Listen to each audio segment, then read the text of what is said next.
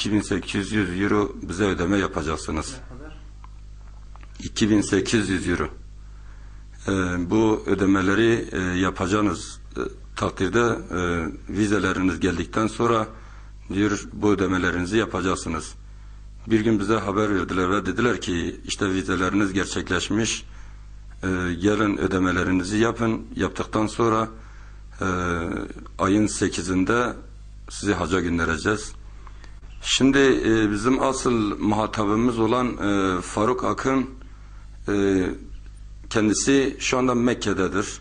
Kendisi gitmiş. Ondan sonra dedi ki ben kendi sizin işlemlerinizle ilgilenecek olan Hasköy hangi muhtarın bölgenin muhtarı olduğunu bilmiyorum ama Şefik adında bir arkadaş dedi sizinle ilgilenecek. Biz bu sabah gittiğimiz zaman daha Şefik'e bir şey demedik. Baktık Şefik küplere bindi. Dedi hiçbir şey yapamazsınız. Dedi biz burada iyiliğinizi isteyerek bu şeyi yapmışız. Bu şekilde böyle saldırgan tavırlarıyla davranınca bu defa Bitlis'ten Orhan adında la irtibata geçtik. Faruk Akın denilen hem tanıyorduk yani kendisi de Muş Hasköy'de esnaftır. Bu esnaf olduğu için, yeri belli olduğu için biz de hiçbir tereddüt etmedik. Yani kendisi de aracıdır. Yani gerçi bu Miraç Turizm denilen Miraç Tur adı altında kendisi hacca sizi götüreceğiz dediği firma, o da kendisine işte sen 20-25 kişiye kadar adam toplasan biz seni de bedava hacca götürürüz. Bu sebepten dolayı kendisi de işte bir sürü arkadaşı, mesela biz bir aile içerisinde işte 4 kardeş. Bu 4 kardeş şu anda mağdur durumdayız.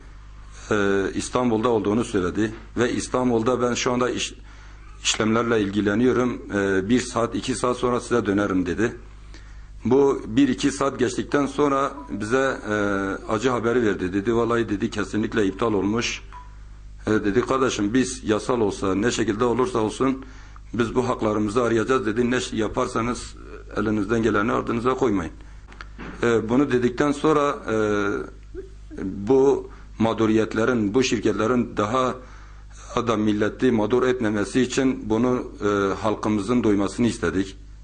Gerçekten halkımızın eğer bu şirketlerle hacca gitmek isteyen arkadaşlarımız ve halkımız varsa son uçağa bininceye kadar para ödememelerini ve bizim mağdur olduğumuz gibi kendilerinde mağdur olmamaları, şu anda her birimiz 1,5 milyara yakın işte Suudi Arabistan'dan malzeme almayalım diye kendi ülkemizde kendi esnafımıza kazandıralım diye malzeme almışız. Bu hediyelerimiz de mevcuttur.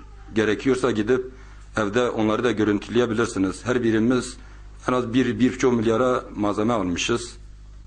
Şimdi bizim onlara bu gerekçeniz nedir? Bizi niye götürmüyorsunuz sorumuza karşılık daha önceden yani ben kendim şahsım mantıklı olarak düşündüğüm zaman bizim pasaportlarımıza vize veren Araplar acaba niye bizi götürmüyor diye sorusu da aklıma geliyor ama biz onlara sorduğumuz zaman da diyorlar ki gerekçemiz Araplar izin vermiyor, vize vermiyor.